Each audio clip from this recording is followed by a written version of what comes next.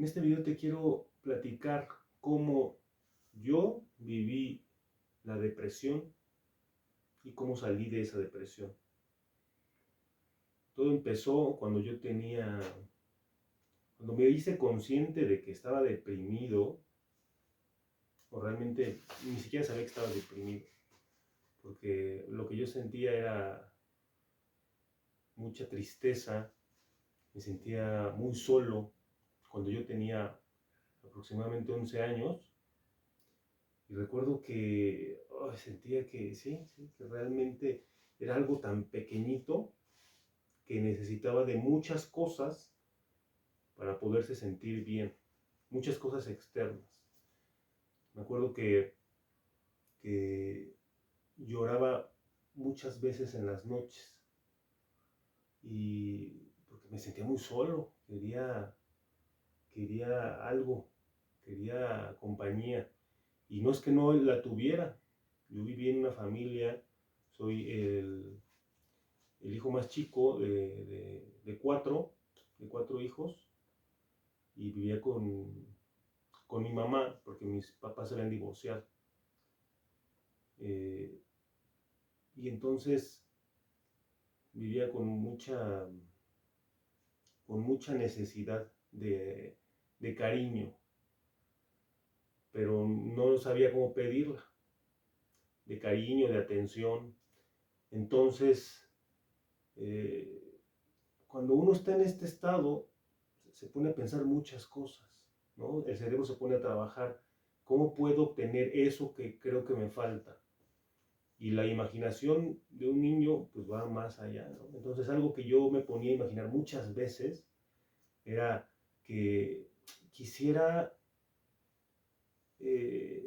morirme y regresar como fantasma en la hora de que me están enterrando, para ver quién está ahí, para ver quién va a mi funeral, para ver, quería una verificación de que alguien me quería, ¿no? Y como te decía, yo vivía en una familia y realmente no es que yo haya vivido, pues, que no me quisieran. O sea, yo ahorita lo veo, ¿no? Y recuerdo y digo, no, la verdad, pues no, pero son pequeñas cosas y uno no sabe cómo perciben los niños estas cosas.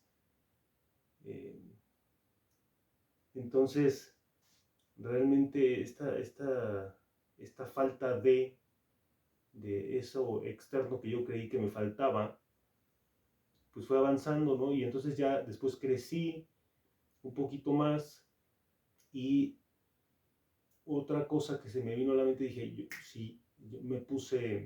si yo tengo una novia, pues ya, eso es lo que yo necesito para ser feliz, tener una novia. Pero por otro lado, yo llegué a esa conclusión, ¿no? Pero por otro lado, yo era súper penoso, introvertido hacia esta su madre. Entonces, imagínate ese niño que va ahí, siempre, cuando yo caminaba en la calle, siempre caminaba con la cabeza abajo. No sé, así me sentía cómodo, sin ver al frente. Caminaba así, con la vista abajo, y siempre trataba o de tener amigos que me molestaran, o de tener amigos que fueran muy delgaditos, muy débiles, como que es como para yo sentirme a lo mejor un poquito más arriba, ¿no? Pero por otro lado, tenía también estos amigos que me molestaban. Siempre estuve conviviendo con personas así, desde el kinder tengo el recuerdo. Tenía estos dos tipos de amigos. Entonces, pues para sustentar el cómo yo me sentía, ¿no? Y lo que quería, y quería sentirme un poquito mejor, ¿no? Teniendo estos otros amigos. Entonces, yo fui creciendo, entonces yo no podía, yo era súper penosísimo hasta su madre, como te decía. Y entonces, cuando quería hablarle a una chava, pues decía, pues ¿de qué chingados le voy a hablar? ¿Qué le voy a decir? Entonces lo que hacía era me ponía a pensar un montón de cosas y a pedir consejos a mi familia o amigos de qué podía decir, ¿no? Pues a ver, le pregunto, me escribía en la mano lo que yo iba a preguntarle, ¿no? Su nombre, qué le gusta hacer, ¿no? Y, así, y luego de repente se me acaban esas palabras y yo decía, ¿y qué más le puedo decir, no? Pues no sabía. Entonces era un caos, era uno cree que los niños no tienen problemas, pero para mí esto todo era un caos, algo enorme, gigantesco, ¿no? Y entonces pues yo fui ahí en la vida, ¿no? Y y cuando cumplí 15 años, dije, no, pues no puedo tener novia, ¿no? Porque no puedo hablar. Algo que me pasó también es que un día que intenté hablar a una chica que me gustaba muchísimo, empecé a tartamudear. No pude controlar tantos nervios, imagínate, empecé a tartamudear. Y entonces, la chava me dijo, pues así le hablé y quería hacerle la plática, pero no pude. Y me dijo, ahorita te veo, ¿no? Puta, pues me sentí de la chingada. Y yo iba con un amigo, que ese amigo era ese tipo de amigos que te digo que normalmente me molestaban, incluso se burlaban de mí. Y pues cuando pasó eso, pues esa persona estaba aquí, este amigo, y se empezó a burlar de mí, ¿no? Y yo sé que esa persona desde su perspectiva no tiene la intención de hacerme nada, ¿no? No tiene la intención, pero yo como lo veía, así, ¿no? Y pues me sentía de la chingada, fue uno de los peores días de mi vida, ¿no? Entonces, pues eso fue un día, y luego ya después, cuando dije, no, a ver, no puedo hablarle. Entonces yo, por lo que veía, vi que si yo me hacía fuerte, si yo me hacía más musculoso, eso iba a hacer que tuviera novia. Ya me iban a querer, porque iba a tener este cuerpo, ¿no? Más musculoso. Y entonces, como yo venía arrastrando tanta tristeza, tanta soledad, o sea, esa depresión, pero uno no sabe que está deprimido porque pues así es su vida, ¿no? Uno piensa que así es el mundo. Así como uno siente, así piensa que es un mundo. Uno no piensa, de niño uno no piensa tantas cosas. Entonces ni encuentra tantas explicaciones. Entonces me metí al gimnasio y como yo tenía tanto dolor, yo fui súper constante al gimnasio, todos los días. Lo hacía mal, ni siquiera sabía que lo hacía mal, ¿no? Pues trataba de hacerlo lo mejor posible con los conocimientos que tenía en ese entonces. Y era súper débil, súper débil. Todo me pesaba, pero yo iba así todos los días. Yo sabía que la mayoría de la gente siempre abandona, porque es algo muy difícil, que es muy tardado. Yo dije, no, a ver, si es algo tardado, pero yo lo voy a hacer todos los días, todos los días. Y ahí seguí y empecé a ver resultados. Y la verdad sí, la gente me empezó a llamar, o sea, le empezó a llamar la atención, ¿ok? Y entonces, pues ya pude tener una novia, ¿no? Para esto, todo esto algo que no comenté, es que las estrategias que uno hace de niño pues para no sufrir, ¿no? Y es que empecé a masturbarme. Conocí esto cuando tenía más o menos como 11 o 12 años, empecé a masturbarme y sentía como si alguna explosión adentro de mí, ¿no? Y entonces me hice adicto a la masturbación. Me acuerdo que lo hacía hasta 4 o 5 veces al día. Esto me hacía sentir vivo, me quitaba todo ese desmadre de vida, ¿no? Que sentía en ese momento. Y entonces esto lo seguía haciendo, ¿no? Ya cuando me metí al gimnasio, pues seguía haciendo todo esto y tuve esta novia y esta novia, pues sí, ya me sentía muy bien. Ya después me hice adicto al sexo. Y yo le decía, es que necesito que lo hagamos más veces. Yo me sentía así súper falta de eso, ¿no? Y uno lo confunde todo con amor. Yo tenía 18 años cuando tuve mi primera novia y así lo confundía, pues yo dije, estoy enamorado, ¿no? Pero no era así. Entonces, seguí avanzando, ya después tuve otra novia y seguí avanzando, y la verdad siempre, siempre me pasaba esto de que estaba al principio bien en la relación y luego bajaba. Y yo decía, no, pues ya se acabó el amor. Entonces cortaba y empezaba con otra relación y así, ¿no?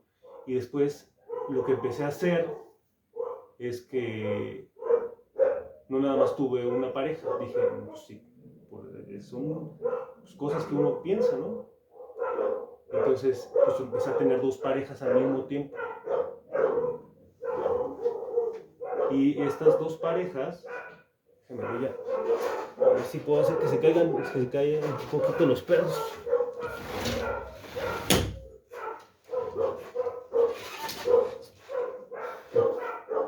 Y entonces, lo que pasó fue que empecé a tener varias parejas. Incluso llegué a tener hasta 3 parejas. Porque esto me hacía sentirme con más atención, ¿no? Me hacía sentirme mejor. Y así yo seguí mejorando en el gimnasio, yo seguí. Y cuando cumplí 30 años, tuve una crisis existencial, así, una crisis de depresión tremenda. Y en esta crisis, yo acababa siempre que en sí, algo que se me olvidó es que siempre que acababa una relación, empezaba automáticamente otra. Yo antes de acabar la relación, yo veía con quién iba a tener una nueva relación. Entonces nunca estaba solo. Desde que tuve mi primera novia, nunca estuve solo hasta que tuve 30 años. Entonces a los 30 años terminé la relación y ya no había nadie más. Ya no había otra distracción. Entonces lo que pasó fue que, como ya no había otra distracción, pues me llegó todo el madrazo. Todo eso que yo sentía a los 11 años, me llegó a los 30 años.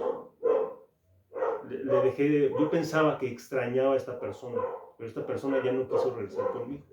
Entonces me sentía súper deprimido, yo pensaba que, o sea, yo le echaba la culpa a ella era la culpable de que yo me sintiera así. Pero realmente me llegó de madrazo todo lo que yo no había estado trabajando en mí, en mi persona, y entonces, ya no sabía qué hacer, ¿no? Me daban ataques de ansiedad, horrible, me daban estos ataques de ansiedad, nerviosismo, me sentía súper mal. Hice lo imposible para regresar con esta persona, pero no se pudo, no quiso. Y entonces, porque aparte de todo teníamos un montón de discusiones todo el tiempo. Y entonces, pues hasta que me aconsejaron que fuera con un psicólogo. Entonces me recomendaron una psicóloga y empecé y le hablé a la psicóloga, recuerdo todavía, y quise hacer la cita y me dijo, sí, tengo cita para dentro de una semana. Y yo le dije, es que me siento de la chingada, o sea, me siento súper mal, siento que me estoy muriendo. Es algo horrible, no podía dormir, me sentí de la chingada. Sentía que no tenía sentido absolutamente nada de lo que hiciera.